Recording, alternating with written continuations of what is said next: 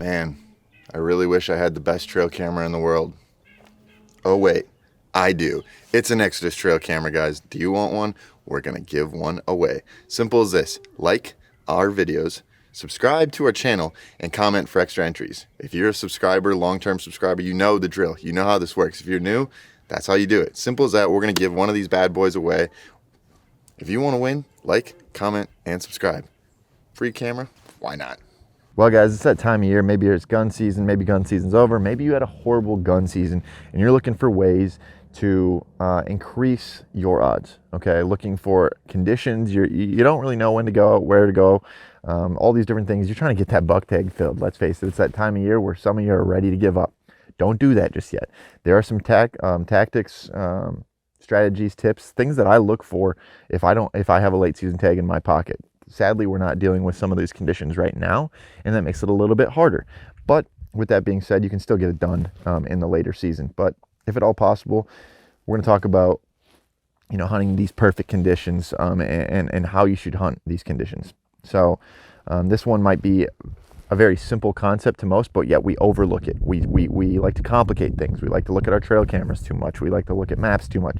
Sometimes it's a matter of getting out there and using certain tactics or strategies, which I will go over in this video. Before we get there, though, you know the drill. It's booking season, guys. We're booking visits right now.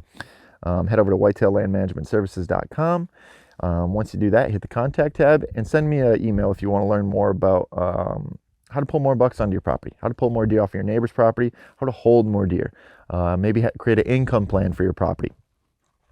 Decide what sort of timber stand improvement you should be doing before you do it and waste tens of thousands of dollars. Don't be that guy. Don't go and hinge cut everything down. If you watch one YouTube video of somebody saying to hinge cut, there might be a better option for you.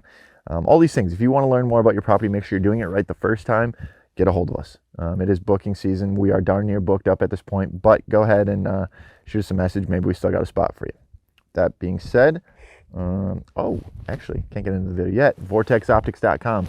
Code WLM20. Head over there, buy yourself some sweet apparel, and eurooptic.com will get you, if you go over to that website and use the code WLMSVTX10. I was talking a little fast there. Use that code over at eurooptic.com. That's going to get you 10% off of optics. It's a lot of money when you buy some expensive optics.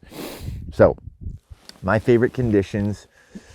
One of my favorite conditions to hunt, plain and simple. We've talked about certain weather fronts, those days where it gets cold throughout the entire day, or colder throughout the entire day. You only get those 2 or 3 times a year. We've talked about in other videos, hunting after rainstorms. Super great conditions. Now, if you can tie 1 or 2 of those into this scenario as well, you're going to be bulletproof. And the rain situation is probably not likely, but one of my favorite conditions to go out hunting in, especially late season, if I haven't filled my buck tag yet, is going out and hunting in the fresh snow. Okay, a fresh snow of 2 to 3 inches, just enough snow to cover the ground. That will show me the fresh sign. So here's the thing. The nice thing about this is, yes, obviously we can see sign, but we can really make sense of some situations through a handful of different ways. Okay, so we can use a method called the bump and dump method. For those of you that are unfamiliar with the bump and dump method, I ask you to give it a try. If you're on public land, especially if you got a big piece of property, give it a try. Basically, all it is you find the deer, and once you find the deer, you'll eventually bump them out of their beds, and you'd hope that they would come back if they haven't been pressured up to this point too badly. You're not going to spook them and push them out of the county. I know what you're thinking. You're saying, Brett, are you telling me to go bump my deer out of their beds, out of their bedding areas? If you don't know where they are, absolutely, because if you don't know where they are, you're just educating them by running around and just hunting a little bit here, hunting a little bit there, letting your scent go here, letting your scent go there. Go make one big impact one time, and there's a good chance that those bucks will be back. Even on high-pressured northern Wisconsin ground, I've had it happen. They will come back. In Illinois, we've killed bucks in the past using this strategy. It sounds crazy, but you can do it. And so let's go back to the snow for a second. A lot of times we get trail camera pictures and things like this of big bucks, okay? Well, now you literally have that deer's trail to a T. Take a whole day off. And once let's say that deer crossed your camera at midnight that night, go out, find his track, and track him back to his bedding area until you find him. And then once you find him, do some mental math in your head. Do some strategizing in your head. Say, okay, this buck was here on this wind. He took this travel path for this reason. There's a food source here. The bedding area is here. this might be his pattern. This might be his movement in future days when we get future conditions. If you're not taking advantage of fresh snowy conditions with fresh sign, you're just kind of shooting yourself in the foot, especially if you're in that late season scenario where you don't have that tag filled at this point, guys. So if you can get fresh snow in your part of the country, go out there and track a deer down. Okay, even if you don't have a buck on camera and you can't find an individual track that you know is a buck, at least look for buck tracks. Look for bigger buck tracks, and go around some of those bedding areas that you know already exist. See if there's buck tracks around them. Just make sense of the situation, guys. Don't sit on the sidelines here and just wish and hope and go set up on the edge of a field and hope for the best. There needs to be strategy. There needs to be a reason as to why you're hunting the way you're hunting this time of year. And let's face it, otherwise, if you're just taking guesses and you're just going to go set up here, you're going to go set up there, a lot of times it doesn't end in success. You end up wasting your time anyway.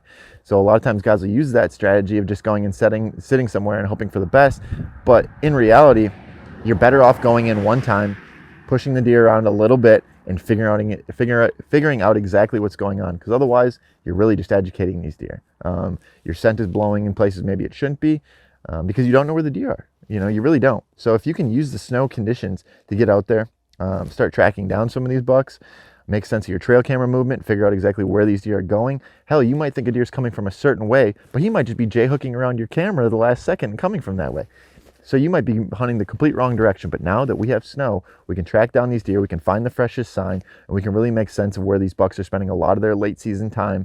And then you have that intel for future years. So go in, blow it out once, use the snow to your benefit, use the bump and dump method to find more of these deer, find more of these bucks, figure out where they're spending their late season, because it might not be the same spots as early season. It might not be the same spots as November. It's a constant learning battle. And if you're not taking the opportunities to learn, guys, you're not having success and you're not becoming a better hunter. So with that being said, guys, keep an eye out for snowy conditions of 2 to 3 inches, even more if you're willing to go hiking them. Get your butt out there, go find your deer. So with that being said, you guys like these videos, you want to learn more about hunting in general, food plotting, all these good things, stick along with us. Make sure you are liking our videos, make sure you are subscribed if you want to win our giveaways, and also comment for extra entries. So simple as that, guys. If you like what we're putting out, like, comment, subscribe.